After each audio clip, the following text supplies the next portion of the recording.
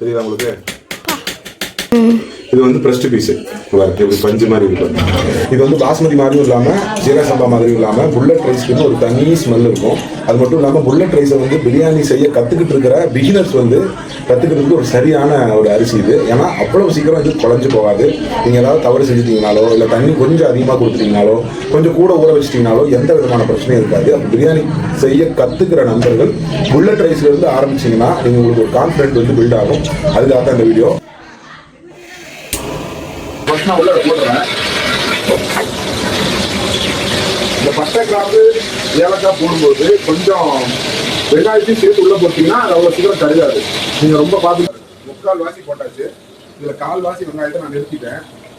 இது எதுக்குன்னா தம் போடுறதுக்கு முன்னாடி அரிசி போடுவோம் இல்லையா, அப்போ போடுறது. இந்த பகுதியில் அப்படிதான் செய்வாங்க. ஏன்னா இந்த வெங்காயத்தை முழுசாக ப்ரௌன் ஆக்காம இதை நீங்கள் வந்து அரிசி போடும்போது இது போட்டீங்க அப்படின்னா இதுல வந்து உங்களுக்கு ஒரு கிரேவி பதம், அதாவது ஜூசினஸ் இருக்கும். அதனால இந்த பகுதியில் இப்படிதான் செய்வாங்க. அப்படிதான் உங்களுக்கு நான் செஞ்சு காமிக்க போறேன். இப்போ பிரியாணியோட முக்கியமான பாட்டுக்கு வந்திருக்கோம். தண்ணி அளவு நான் ஊற்றிட்டு சொல்றேன்.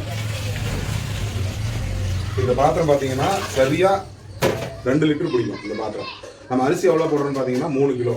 புல்லட்டை பொறுத்த வரைக்கும் நீங்க 1.5 லிட்டர்ல இருந்து 1.600 வரைக்கும் தண்ணி வைக்கலாம். சரிங்களா? நீங்க போடுற கறி அளவை பொறுத்து. கறியோட அளவு அதிகமாக தண்ணியோட அளவு குறைக்கணும். கறியோட அளவு குறைய தண்ணியோட அளவு ஏற்றணும். இப்போ நம்ம எவ்வளோ சிக்கன் போடுறோம்னு பார்த்தீங்கன்னா 3 கிலோ அரிசிக்கு 3 கிலோ கறி போடுறோம். அதனால நீங்கள் கரெக்டாக வைக்கணும்.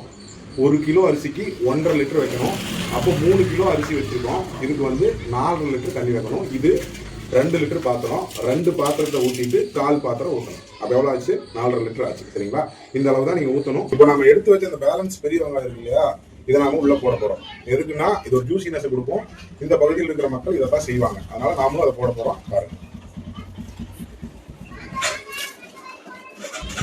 அப்புறம் இந்த பகுதியில் இருக்கிற மக்கள் பிரியாணிக்கு போடாத ஒரு மசாலா இந்த மசாலா. இதுல வந்து ஒரு 2 கிராம் பட்டை, 2 கிராம் ஏலக்காய், 2 கிராம் கிராம்பு போட்டு அரைச்சி வச்சிருக்கேன். இதை நம்ம இங்க இருக்கிறவங்க யூஸ் பண்ண மாட்டாங்க. பட் நமக்கு இது பிடிக்கும் அப்படிங்கிறதுக்காக நம்ம உள்ள போடுறோம்.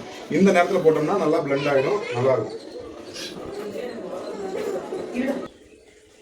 தெரியுதா உங்களுக்கு?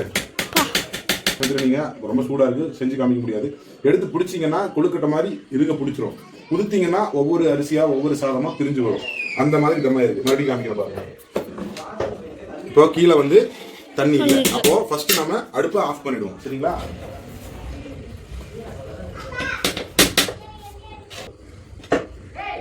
இப்போ கறி வந்து நம்ம வேக வைக்கவே இல்லை,